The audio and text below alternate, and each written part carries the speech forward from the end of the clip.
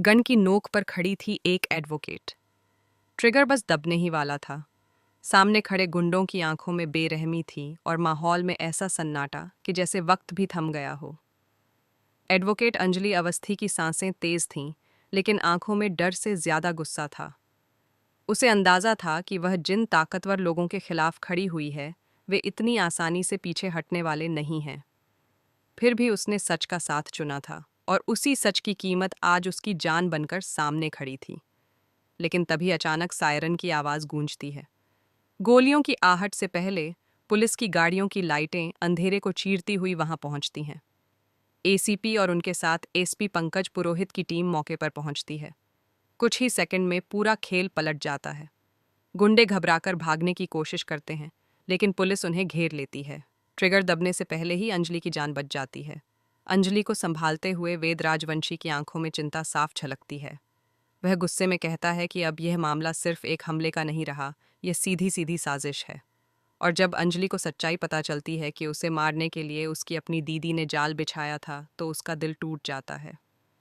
उसे यकीन ही नहीं होता कि खून का रिश्ता इतनी नफरत में बदल सकता है। यह वार सिर्फ जान पर नहीं था, यह उसके भरोसे पर भी था। उधर गिनी और सोनल की बातचीत इस साजिश की गहराई को दिखाती है। गिनी की ठंडी आवाज में वह खौफ था जो किसी भी इंसान को सिहरने पर मजबूर कर दे। वह कहती है कि मरने के बाद लाश उसके पास आनी चाहिए ताकि वह अपनी बहन का अंतिम संस्कार पूरे सम्मान से कर सके। यह सुनकर साफ समझ आता है कि यह खेल कितनी बारीकी से रचा गया था। बाहर से रिश्तों का मुखौटा और अंदर से साजिश का जाल। लेकिन कहानी में मोड़ तब आता है जब दीपिका सच का साथ देने का फैसला करती है। वह एसपी पंकज पुरोहित और वेद राजवंशी को बताती है कि जिस जगह का लोकेशन दिया गया था वह पूरी तरह झूठा है। वहाँ कोई लड़कियाँ रखी ही नहीं जाती। इसका मतलब साफ है, अंजलि को फंसाने की पूरी योजना थी। उसके खिलाफ सबूत गढ़े जा रहे थे ताकि उसकी साख मिट्टी में मिल जाए और वह अदालत में कमज़ोर पड़ जाए। वेद राजवंशी खुलकर कहता है कि उसके रहते अंजलि को कोई छू भी नहीं सकता। यह सिर्फ सुरक्षा का वादा नहीं था, यह उसके विश्वास और साथ का इजहार था।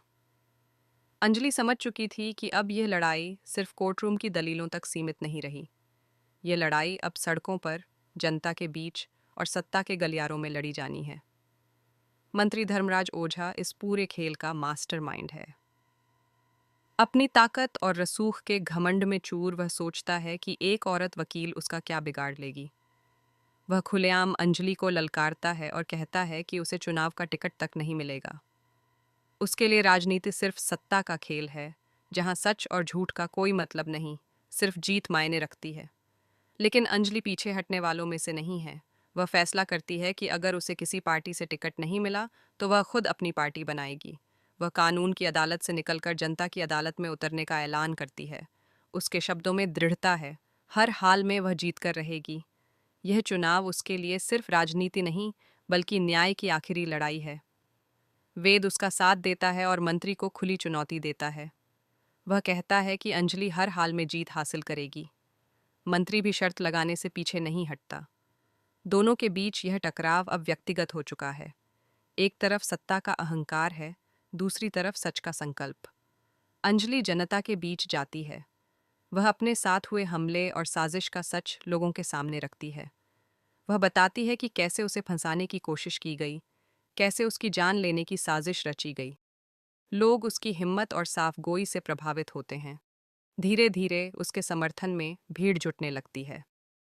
मंत्री धर्मराज ओझा को यह सब रास नहीं आता। वह और चालें चलता है। मीडिया में झूठी खबरें फैलवाई जाती हैं। अंजलि के चरित्र पर सवाल उठाए जाते हैं। लेकिन हर बार अंजलि सबूतों और सच्चाई के साथ सामने आती है। उसका आत्मविश्वास लोगों के दिल जीतता जाता है। दीदी के विश्वासघात का दर्द उसके भीतर अभी भी जिंदा है, लेकिन उसने उस दर्द को अपनी ताकत बना लिया है। वह समझ चुकी है कि जब अपने ही दुश्मन बन जाएं तो इंसान को खुद ही अपने लिए खड़ा होना पड़ता है। चुनाव नज़दीक आते हैं, माहौल गर्म है। एक तरफ मंत्री की पुरानी पकड़ और पैसा, दूसरी तरफ अंजलि की नई सोच और जनता का भरोसा। हर रैली में भीड़ बढ़ती जा रही है। लोग बदलाव की बात करने लगे हैं। आखिरी दिन प्रचार बंद होता है। अंजलि शांत बैठी है, लेकिन उसके चेहरे पर आत्मविश्वास है। उसे पता है कि उसने पूरी ईमानदारी से लड़ाई लड़ी है। नतीजे वाले दिन पूरा शहर सांस रोके बैठा है। हर राउंड के साथ कभी मंत्री आगे, कभी अंजलि, टक्कर कांटे की है।